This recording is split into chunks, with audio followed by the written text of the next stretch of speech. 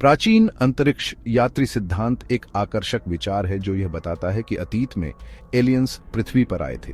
यह सिद्धांत कहता है कि इन एलियंस ने मानव सभ्यता को प्रभावित किया। उन्होंने हमें ज्ञान दिया और हमें तकनीक सिखाई।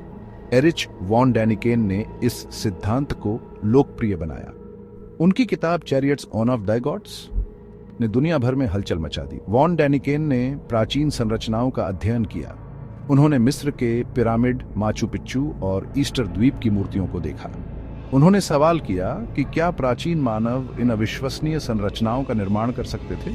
क्या यह संभव है कि उन्हें एलियंस से मदद मिली थी? यह विचार लोगों को सोचने पर मजबूर करता है। यह हमें अपनी मान्यताओं पर सवाल उठाने के लिए प्रेरित करता है। यह सिद्धांत प्राचीन ग्रंथों की ओर भी इशारा करता है। रामायण, महाभारत और बाइबल में अजीब घटनाओं का वर्णन है। क्या ये कहानियां एलियंस के साथ मुठभेड़ का वर्णन करती हैं?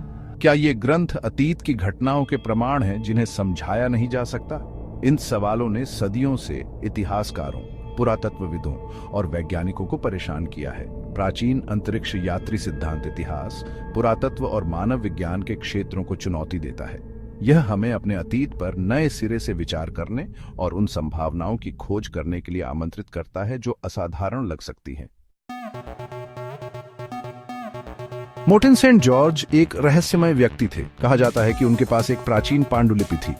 इस पांडुलिपि में गुप्त कोड थे। कुछ लोगों का मानना है कि ये कोड एलियंस के अस्तित्व का प्रमाण है। सेंट जॉर्ज ने अपनी किताब में इन कोड के बारे में लिखा था। उन्होंने दावा किया कि ये कोड मानव इतिहास और एलियंस के बीच एक संबंध को प्रकट करते हैं।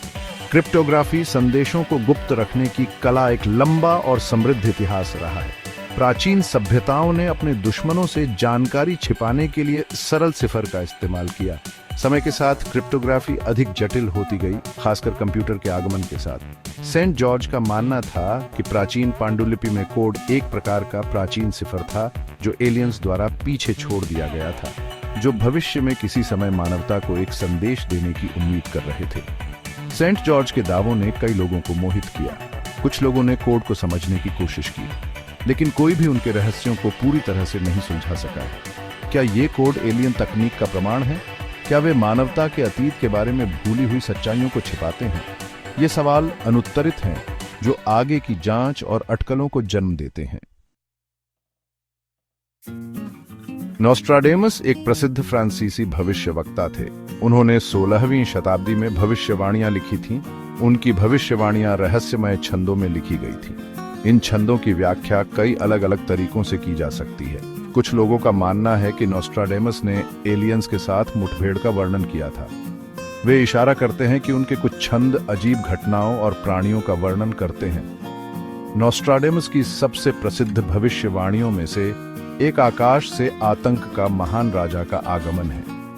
कई लोगों का मानना है कि यह एक एलियन आक्रमण या एक उन्नत तकनीक के साथ एक अलौकिक मुठभेड़ का संकेत है।